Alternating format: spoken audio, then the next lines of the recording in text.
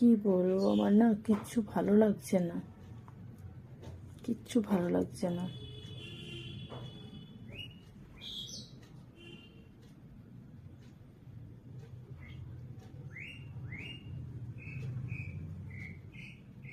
যতই ভিন্ন কোম্পানি হোক, যতই দামি হোক, যতই নামি হোক, সবাই বড় বড় প্রতিশ্রুতি দেয়। আর যত বড় বড় প্রতিশ্রুতি তত বেশি ফাঁকা, ভেতরটা ফাঁকা। এটা আমি আজকের এই ফোনটা থেকে শিক্ষা পেলাম।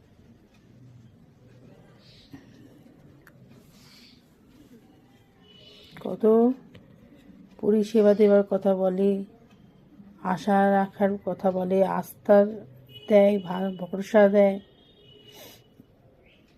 কিন্তু এই ভিতরে এত আশা ভরসা দিয়ে বিপদটা দেখো, এত ঠুমকো, একটুতেই শেষ। মানে ভেতরে ফাঁকা, উপরে প্রতিশ্রুতি, ঠিক মানুষের মতন বড় বড় কথা, কিন্তু ভেতরে এই ঠুমকো, একটুতেই ভেঙে যাবে, ছিঁড়ে যাবে।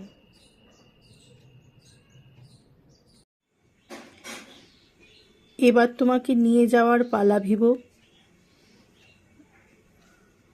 শেষ বিদায় জানানোর আগে একটা ছোট্ট স্মৃতি তোমার উদ্দেশ্যে। তুমি এসছিলে আমার জীবনে 2020-তে, আজ 2025।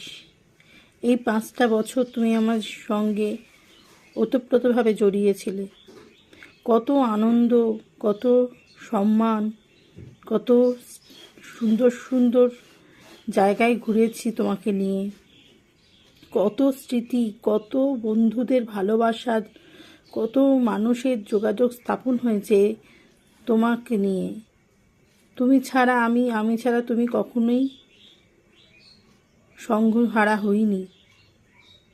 সেই যেদিন অভয়ার মিছিলে গেছিলাম, তুমি চোট পেয়েছিলে, তারপরেও আমি তোমাকে সঙ্গে নিয়ে নিয়ে সব সময়তে আঁকলে রেখেছিলাম।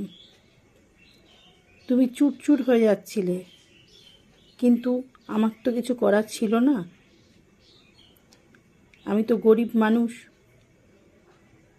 তাই তোমাকে সুস্থ করতে পারিনি।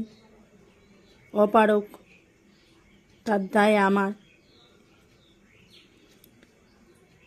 তুমি আঘাতের পর আঘাত পেয়েছো, তোমাকে আমি প্রোটেকশন দিতে পারিনি। আমি জানি তুমি আস্তে আস্তে শেষ হয়ে যাচ্ছিলে, কিন্তু আমারও তো হাত পা বাঁধা, আমি তো পারি না।